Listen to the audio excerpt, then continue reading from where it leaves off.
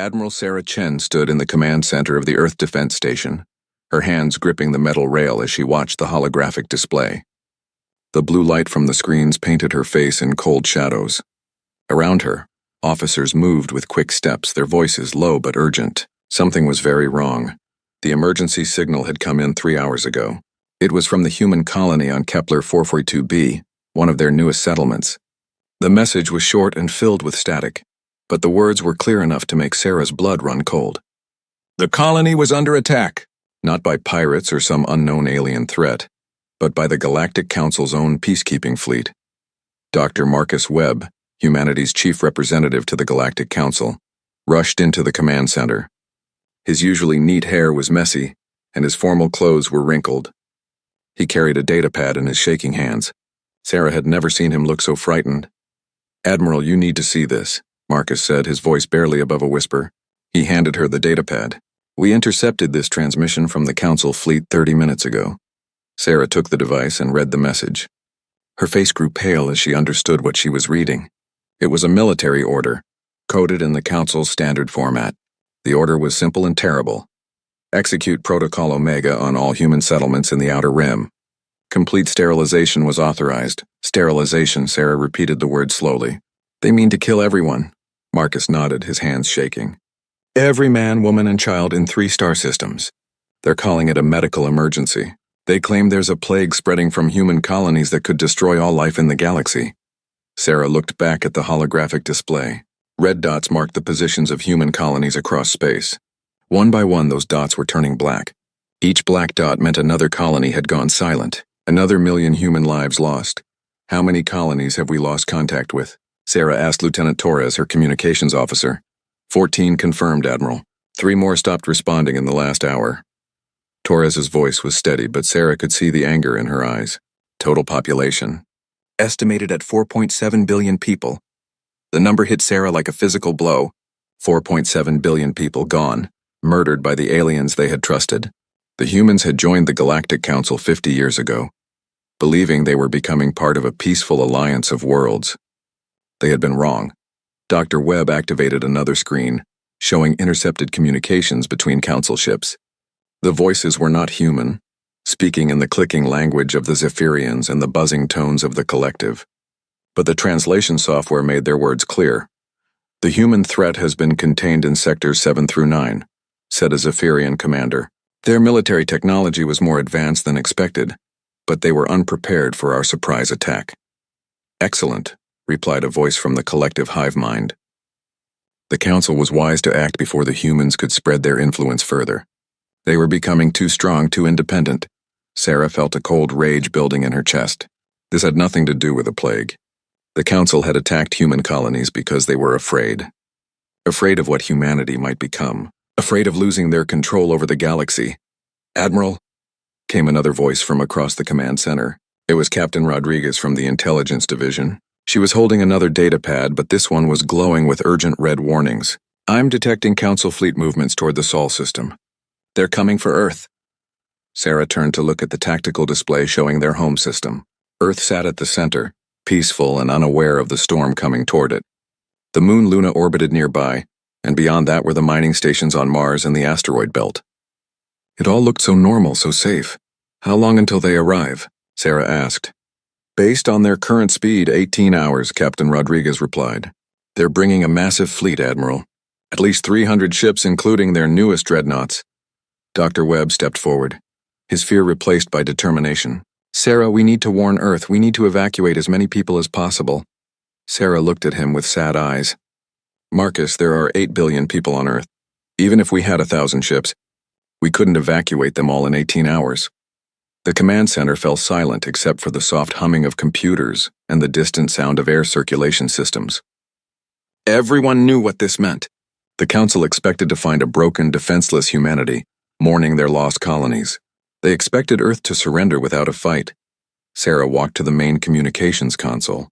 Her fingers moved across the control panel with practiced ease. She opened a direct channel to the deepest levels of Luna's military complex, areas that most people didn't even know existed.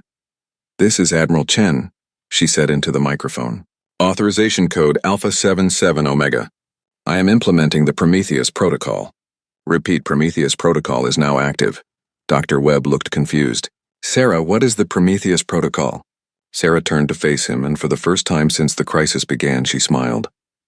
It was not a happy smile. It was the smile of a predator who had just caught the scent of prey. Marcus, do you remember what you told the council 3 years ago during the trade negotiations, when they tried to force us to give up our military research? Marcus thought for a moment, then nodded. I told them that humanity had always been a peaceful species, but that we had learned from history. I said we would never again be caught unprepared for war. That's right, Sarah said, watching as new displays activated around the command center. Hidden cameras throughout the solar system came online, showing images that should have been impossible. Massive shipyards that had been invisible moments before now appeared on the screens, filled with ships that looked nothing like the vessels humanity was supposed to have. For 50 years, the council thought they knew everything about human military capability. Sarah continued. They were wrong. The ships they destroyed, the weapons they faced at our colonies, those were just our public military. The real human fleet has been building in secret since the day we joined the council. Dr. Webb stared at the screens in amazement. He saw ships that seemed to bend light around them, weapons that glowed with energy he didn't recognize, and soldiers in armor that looked more like something from a science fiction movie than real military equipment. How is this possible? He whispered. Every diplomatic mission we sent to council worlds, every cultural exchange, every peaceful trade agreement, Sarah explained, was also an intelligence-gathering operation. We learned everything about their technology, their military tactics, their weaknesses, and we prepared for the day they would show their true colors. She activated another communication channel. This is Admiral Chen to all Prometheus units. Phase 1 is complete. The enemy has revealed themselves. Begin Phase 2 operations immediately. Across the solar system, things that had looked like asteroids suddenly moved.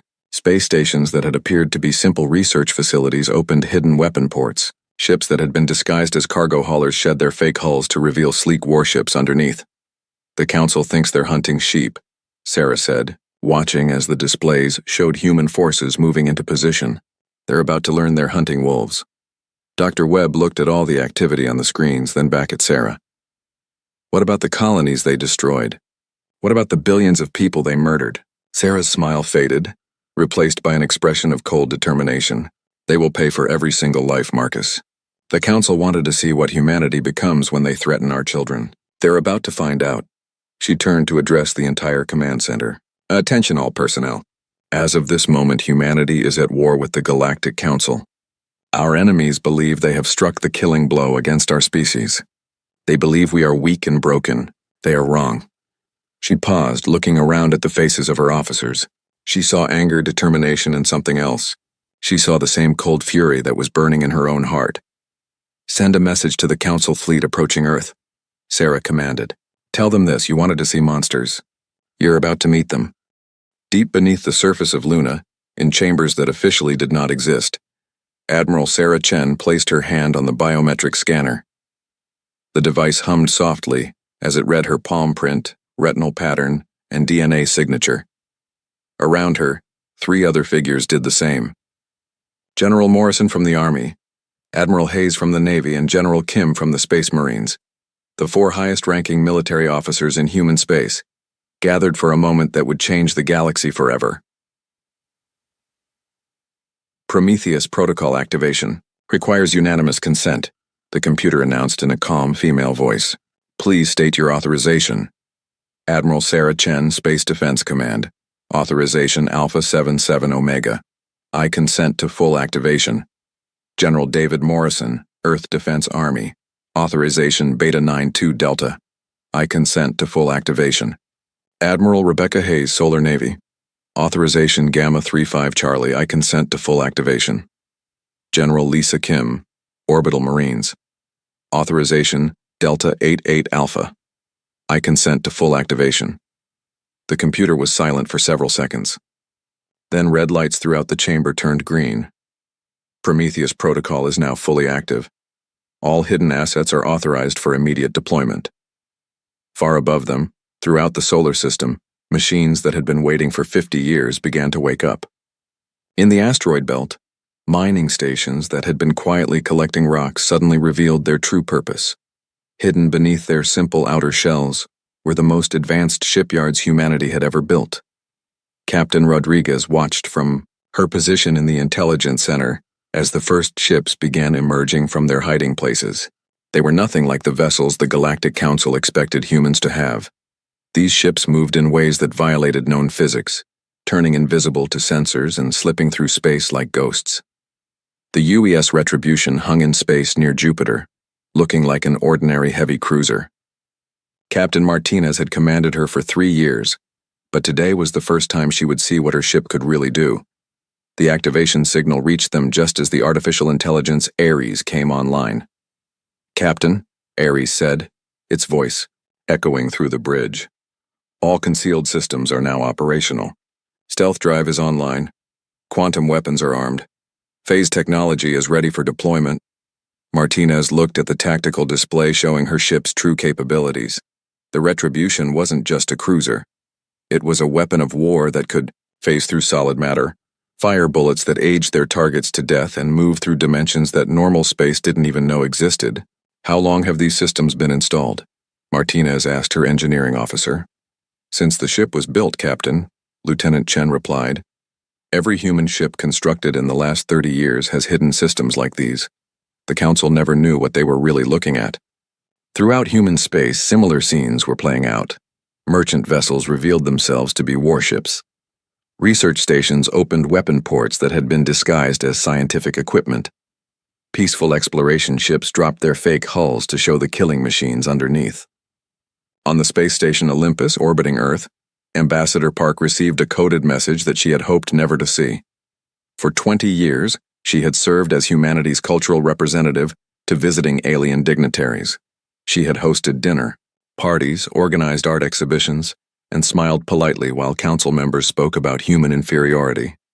Now she walked through the station's corridors with a different purpose. Hidden throughout Olympus were weapons and equipment that had been smuggled aboard over the course of decades. Every cultural artifact, every piece of art, every diplomatic gift had been carefully chosen to serve a dual purpose. "Computer, activate Protocol 7, Park said as she entered her private office. The walls of her office suddenly became transparent, revealing a command center that had been hidden behind holographic projectors.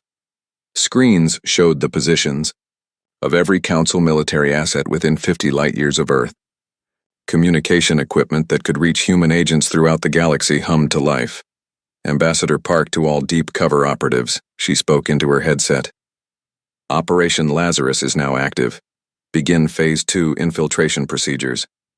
Across the galaxy, humans who had spent years living among alien populations received the signal. Dr. Sarah Kim, who had worked as a medical researcher on the Zephyrian homeworld for 15 years, calmly walked to her laboratory's emergency supplies. Hidden inside what appeared to be medical equipment were weapons and tools that would help her complete her real mission. Professor James Liu, who taught human history at the collective's main university, checked his watch and nodded to his assistant.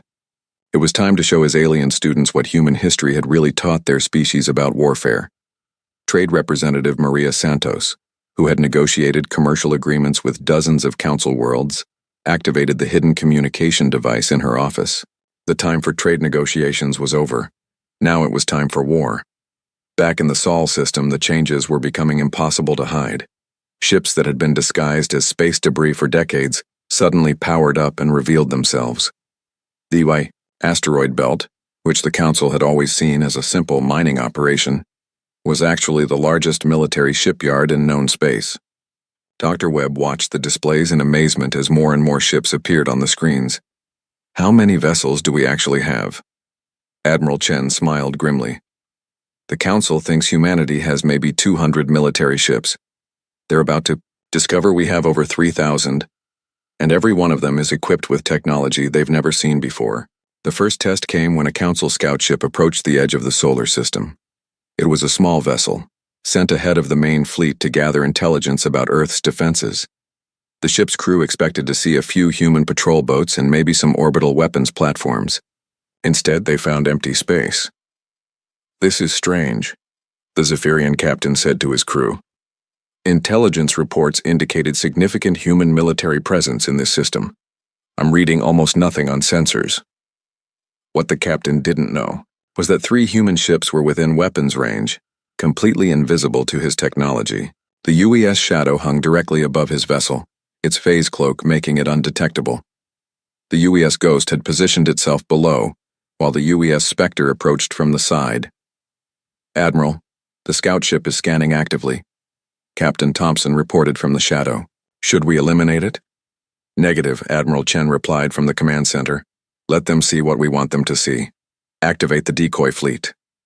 Suddenly, the Council scout ship's sensors detected exactly what they expected to find. A small fleet of human ships, outdated and poorly positioned. Orbital defense platforms that looked impressive, but were obviously no match for a modern Council fleet. The Zephyrian captain smiled with satisfaction. "Excellent. The humans are exactly as weak as intelligence predicted. Send this data to the main fleet and recommend immediate attack." As the scout ship departed, Captain Thompson shook his head. "Admiral, are you sure about letting them go? They'll tell the Council fleet that we're defenseless." "That's exactly what I want them to think, Captain," Sarah replied. "The Council is coming here expecting to find broken, defenseless humans. We're going to give them exactly what they expect to see, right up until the moment we destroy them." On Earth, emergency broadcasts began playing on every communication network. The messages told the population that hostile alien forces were approaching, and that everyone should remain calm and follow emergency procedures. What the broadcasts didn't mention was that those emergency procedures had been carefully designed over many years to move civilians away from military targets. President Morrison addressed the world from the Situation Room beneath the White House. "My fellow humans, today we face the greatest threat in our history. The Galactic Council has revealed its true nature by attacking our colonies and murdering billions of our people. They come to Earth expecting to find us weak and helpless. They are wrong." He paused, looking directly into the camera. "For 50 years we have prepared for this day. We have built weapons they cannot imagine, ships they cannot detect, and strategies they cannot counter. Today, the galaxy will learn what happens when you threaten humanity's children." In the depths of Luna's military complex, Admiral Chen made one final check of their preparations. Every hidden asset was now online. Every secret weapon was armed. Every human agent throughout the galaxy was in position. "Dr. Webb," she said, to the diplomat who was still staring at the tactical displays in wonder, "I need you to send one final message to the Galactic Council." "What should it say?" Webb asked. "Tell them this," Sarah replied, her voice cold as space itself. "You forced us to become what you feared most. You gave us no choice but to become monsters. Now you will learn why Earth's predators ruled their world long before they reached for the stars." She turned to face the main display, which showed the approaching Council fleet. 300 ships armed with the most powerful weapons in the galaxy, coming to destroy what they thought was a defensible human civilization. "Let them come," Admiral Chen said quietly. "They want to see what humanity becomes when we're pushed too far. It's time to show them." The Galactic Council's Grand Fleet emerged from hyperspace at the edge of the Sol system, like a swarm of angry metal insects. 300 ships spread across space in perfect formation, their hulls gleaming with the advanced alloys and energy shields that had made them masters of the galaxy for 1,000 years. High Admiral Zextar of the Zephyrian Empire stood on the bridge of the flagship, eternal crystal, his 4 crystalline eyes reflecting the blue glow of the tactical displays. Around him, officers from 6 different species worked at their stations with the confidence of predators who had never known defeat. "Report," Zextar commanded, his voice echoing with the harmonic tones that all Zephyrians used for formal speech. "Long range. Sensors confirm human military presence throughout the system," reported Commander Vithal from the sensor station. "However, their fleet appears to be smaller than expected. I count approximately 40 vessels, mostly older classes." Zextar examined the tactical display with satisfaction. The humans had indeed positioned their ships exactly where Council intelligence had predicted they would. Earth's orbital defenses looked impressive to untrained eyes, but any competent military officer could see they were outdated and poorly positioned. "Curious," said Mind Node 7 of the collective, its synthetic voice emanating from the communication system. The collective didn't use individual bodies for ship command, instead projecting their hive consciousness through advanced computer systems. "Our intelligence indicated the humans possessed greater military capability.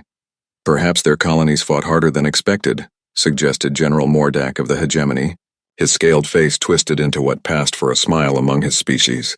These may be all the ships they have left. Zextar nodded approvingly. Excellent. The Council was wise to act quickly. If we had waited, the humans might have had time to build a more significant defense. What none of them knew was that at that very moment, 47 human ships hung in space around their fleet, completely invisible to Council sensors.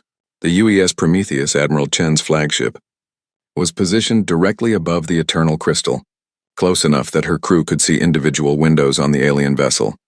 "Admiral," whispered Captain Torres from the sensor station, "we're reading their communications. They think they're hunting a broken enemy." Admiral Chen watched the Council fleet through her ship's advanced sensors. She could see the alien crews moving about their duties with casual confidence. They were not even bothering to maintain full battle readiness. They expected this to be a simple execution, not a real fight. "Let them keep thinking that," Chen replied softly. "Signal all ships. Phase 1 complete. Prepare for Phase 2. On the bridge of the UES Retribution, Captain Martinez checked her weapon systems one final time. The ship's quantum torpedoes were armed and ready, their warheads containing technology that could age a starship's hull to dust in seconds. The gravitic cannons were charged, capable of creating tiny black holes that would tear enemy vessels apart from the inside. "Captain," reported Lieutenant Santos from the tactical station, "the Council fleet is moving into attack formation. They're preparing to bombard Earth's orbital facilities." Martinez nodded grimly. "Ares, are all stealth systems operating normally?" "Affirmative, Captain," the AI replied. "We remain completely undetectable to Council sensors.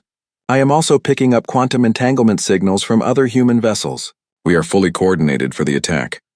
Throughout the human fleet, similar preparations were taking place. Ships that the Council couldn't see were moving into perfect attack positions. Weapons that violated known physics were being armed. Soldiers wearing armor that could phase between dimensions checked their equipment one final time.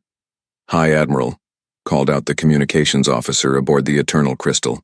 "We're receiving a transmission from Earth." "Put it on screen," Zextar ordered. The main display showed Dr. Marcus Webb standing in what appeared to be a hastily constructed command bunker.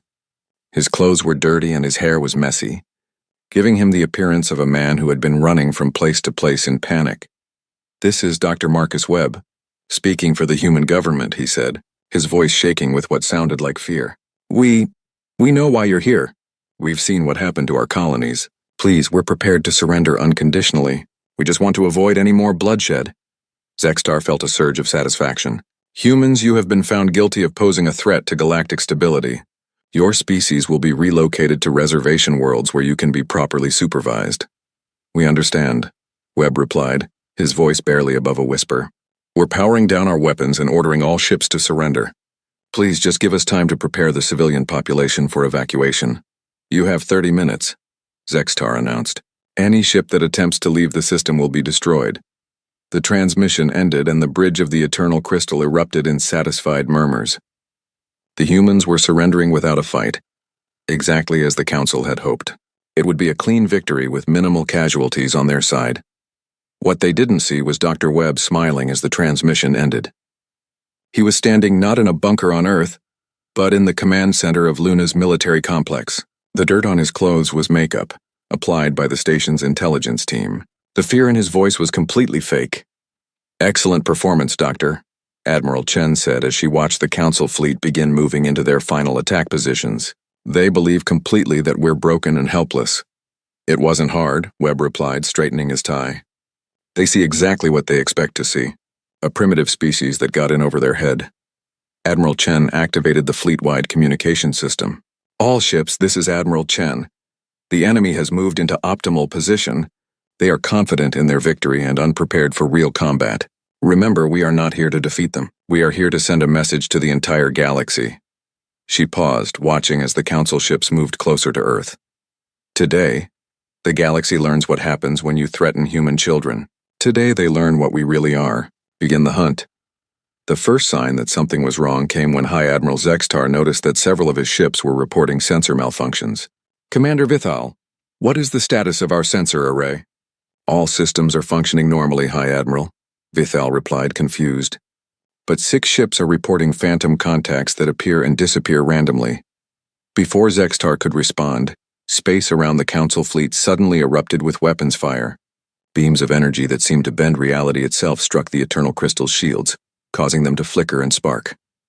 "Battle stations," Sextar roared, but his words were lost in the chaos as alarms began blaring throughout the ship. On the tactical display, enemy contacts were appearing everywhere. Ships that had been invisible moments before were now fully visible, surrounding the Council fleet in a perfect sphere of destruction. But these weren't the outdated human vessels the Council had expected to fight. These ships moved like living things, twisting through space in ways that violated basic physics. They fired weapons that seemed to ignore energy shields entirely, striking directly at the hull beneath. Some of the human vessels appeared to be firing projectiles that aged their targets, causing brand new warships to suddenly develop the metal fatigue of ships that had been in service for centuries. "Impossible," shouted Mind Node 7. "Human technology cannot produce these effects." The UES Retribution phased directly through the shields of a Council destroyer, appearing inside the enemy vessel's bridge.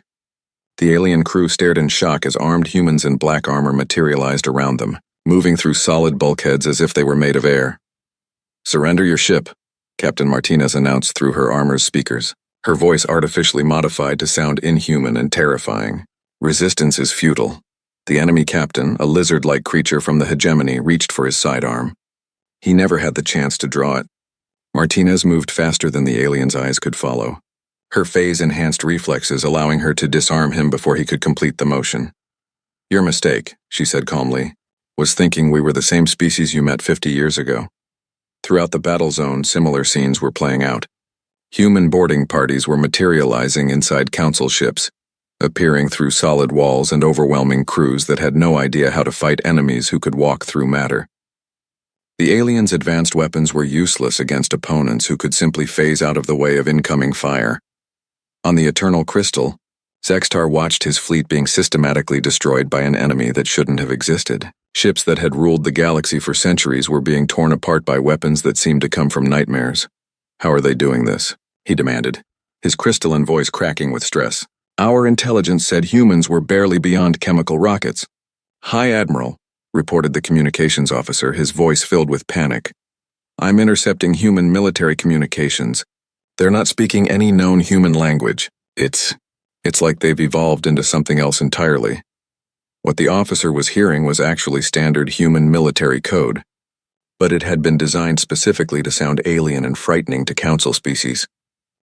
Every aspect of humanity's military development had been planned with psychological warfare in mind. 6 weeks after the destruction of the Council fleet at Earth, the galaxy was learning what it meant to be hunted by humans. What had started as an attack on human colonies had become something far worse for the Galactic Council. A war against an enemy that seemed to appear from nowhere and strike without warning. Captain Elena Martinez commanded Ghost Squadron, a unit of 12 ships that officially did not exist. For 3 weeks they had been hunting Council targets throughout the Zephyrian Empire, appearing from the darkness between stars to destroy military installations and capture key personnel. "Captain, we're approaching the Zephyrian forward base at Kepler 438, reported Lieutenant Santos from the navigation station. "Intelligence reports indicate they're using it as a staging area for attacks on human refugee ships." Martinez nodded grimly. The Council had declared all human ships to be legitimate military targets, which meant they were attacking civilian vessels trying to escape the war zones. It was exactly the kind of behavior that made this war personal for every human in the fleet. "Ares, what's our stealth status?" Martinez asked the ship's AI. "Full phase cloak is active, Captain," Ares replied. "We are currently traveling through dark matter space. The enemy cannot detect us through any known means." Dark matter space was humanity's greatest secret, a dimension that existed alongside normal space, but remained invisible to conventional sensors. Human ships could slip through this parallel realm, appearing anywhere in the galaxy without warning. It was technology that the Council couldn't understand, much less counter. "Signal the squadron," Martinez ordered. "We're going in." The 12 ships of Ghost Squadron materialized from dark matter space directly inside the Zephyrian base's defensive perimeter. The aliens had no warning, no time to raise shields or charge weapons. One moment their base was secure, the next moment it was under attack by enemies who seemed to be made of living shadow. The base commander, a Zephyrian named Veltar, watched in horror as human ships phased through his station's armor as if it were made of air. These weren't normal weapons. The humans were firing something that aged metal and electronics, causing brand new equipment to rust and fail in seconds. All units. Emergency response. Veltar broadcast to his fleet. We are under attack by human phase ships. But when his pilots tried to launch their fighters, they discovered that their hangar doors wouldn't open. Human boarding teams had already infiltrated the station, moving through solid walls to disable critical systems. The Zephyrians found themselves fighting enemies who could walk through their defensive positions and appear behind their lines without warning. Lieutenant Commander Sarah Park led the boarding operation, her black armor allowing her to phase through the station's bulkheads at will. Her team moved through the Zephyrian base like ghosts, stunning guards and planting charges with surgical precision. Target acquired, Park reported as she found the base's central computer core. Beginning data extraction. The information they gathered would be priceless. Not just military intelligence, but communications between Council worlds, diplomatic messages, and most importantly, the locations of Council leadership. Humanity was building a target list, and every raid added more names to it. 3 star systems away, another human operation was taking place. The UES Shadowhawk had infiltrated the Collective's main research facility on Titan Prime, where the hive mind species conducted their most sensitive experiments. Commander David Kim led a team of human specialists deep into the facility's core, where the Collective stored their group consciousness in massive computer arrays. What they found there horrified them. Experiments on captured human civilians, attempts to study human neural patterns and turn them into controllable drones. My God, whispered Dr. Lisa Chen, the team's science officer. They've been trying to turn humans into part of their hive mind. Kim activated his communication system. Command, this is Shadowhawk. We've found evidence of war crimes. The Collective has been experimenting on human prisoners. Admiral Chen's voice came back immediately. Understood, Shadowhawk. Download all data and proceed with contamination protocol. The contamination protocol was something the Collective had never encountered before. Human specialists had developed a kind of computer virus specifically designed to attack hive mind consciousness. When they introduced it into the Collective's systems, it began spreading like a plague through their shared thoughts. Individual nodes of the Collective suddenly found themselves thinking independently for the first time in their lives. The virus didn't just disrupt their communication, it gave them individuality, free will, and the ability to question the hive mind's decisions. Within hours, civil war broke out across Collective space as newly independent nodes began refusing orders from the central consciousness. The species that had been unified for thousands of years was suddenly fighting itself. Contamination protocol successful, Kim reported as his team prepared to leave. The Collective is experiencing massive internal conflict. Meanwhile, in the diplomatic sectors of Council space, Ambassador Lisa Park was conducting a very different kind of warfare. For 20 years, she had built relationships with alien officials, attending their parties and learning their secrets. Now she was using those relationships to tear the Council apart from within.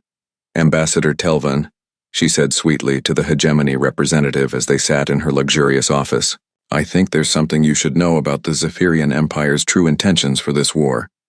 Telvan, a large reptilian creature, leaned forward with interest. The hegemony had always been suspicious of Zephyrian ambitions, and Park knew exactly how to feed those suspicions. According to intercepted communications, Park continued, activating a holographic display, the Zephyrians are planning to claim all former human territory for themselves once the war is over. The communications were real, but they had been carefully edited by human intelligence to make them sound more threatening than they actually were. Park had been planting similar disinformation throughout Council space, turning allies against each other and making them question their cooperation. This is concerning, Telvan admitted, studying the false evidence. The hegemony was promised equal distribution of human worlds. I thought you should know, Park said sympathetically. After all, when this war is over, someone needs to ensure that the galaxy is governed fairly.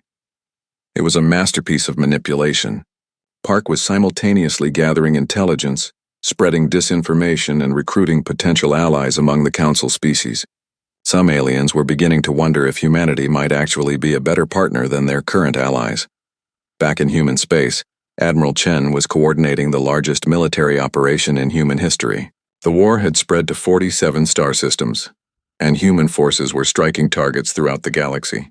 What made it even more effective was that the Council had no idea how many ships humanity actually possessed. Status report, Chen requested as she reviewed the tactical displays in Luna Command. Operation Ghost Dance is proceeding ahead of schedule, reported Captain Torres. 16 Council military installations have been neutralized in the past week. Ghost Squadron is currently investigating a collective research facility on Titan Prime. What about Operation Prometheus Fire? Chen asked. Phase operations are active in 12 systems, Torres replied. Our ships are materializing inside enemy facilities, conducting surgical strikes and disappearing before the Council can respond. Enemy morale is collapsing throughout their military. Chen smiled with satisfaction. The psychological aspect of their campaign was working perfectly. Council forces never knew when or where humans would appear next. Their soldiers were seeing enemies who could walk through walls, weapons that violated physics, and ships that traveled through dimensions that shouldn't exist. Admiral, called out Dr. Webb from his position at the intelligence station, we're receiving reports from our deep cover agents throughout Council space. The alien populations are beginning to panic. Some worlds are requesting separate peace negotiations. Excellent, Chen replied. Signal our agents to begin Phase 3 operations.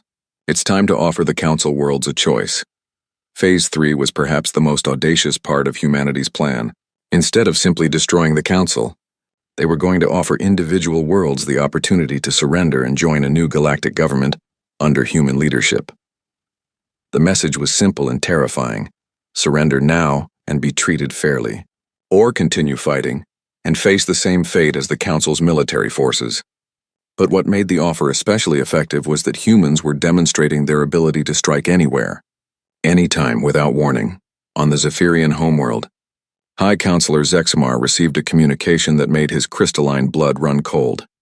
A human ship had appeared in orbit around their planet, completely undetected by their most advanced sensors.